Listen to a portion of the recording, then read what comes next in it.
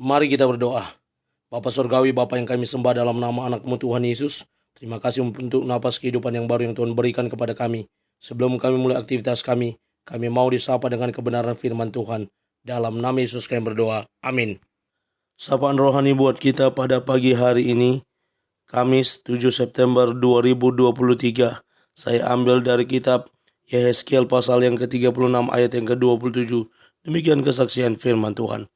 Rohku akan kuberikan diam di dalam batinmu, dan aku akan membuat kamu hidup menurut segala ketetapanku, dan tetap berpegang pada peraturan-peraturanku dan melakukannya. Roh Tuhan diam dalam batin kita.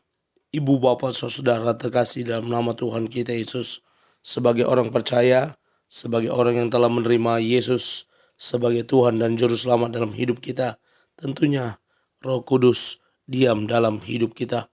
Roh Tuhan ada dalam hidup kita, berkarya untuk menginsafi kita dari segala dosa, untuk mengingatkan kita akan ketaatan dan ketundukan kita kepada firman Tuhan.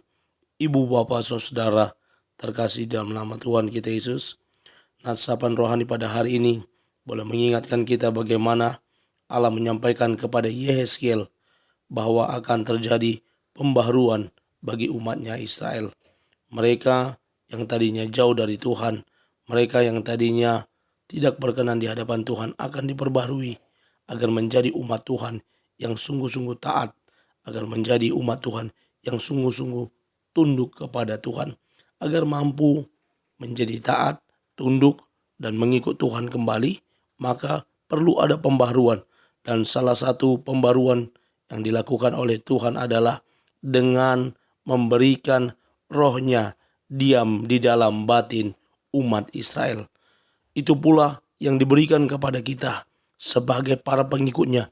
Kita juga diberikan Roh Kudus diam dalam hidup kita, sehingga sebagaimana yang disampaikan Yehezkiel dalam nats ini, aku akan membuat kamu hidup menurut segala ketetapan kita. Ketika Roh Tuhan ada dalam hidup kita, maka kita akan dimampukan untuk hidup menurut ketetapan dan aturan dan peraturan yang disampaikan.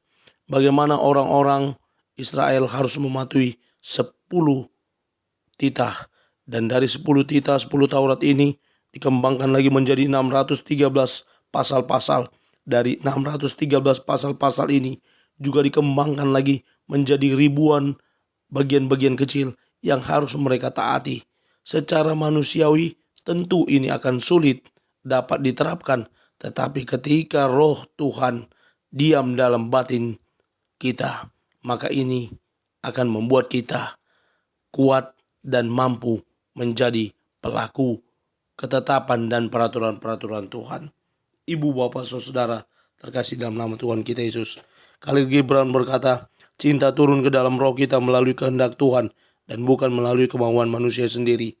William Blake berkata, saya sendiri tidak melakukan apa-apa. Roh Kudus yang menyelesaikan semua melalui saya. Mari kita izinkan Roh Kudus berkarya menuntun, mengajari kita untuk mengerti, memahami, serta taat kepada ketetapan dan peraturan Tuhan. Amin. Kita bersatu dalam doa.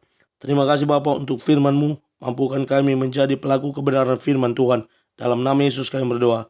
Amin. Selamat beraktivitas. Tuhan Yesus memberkati. Shalom.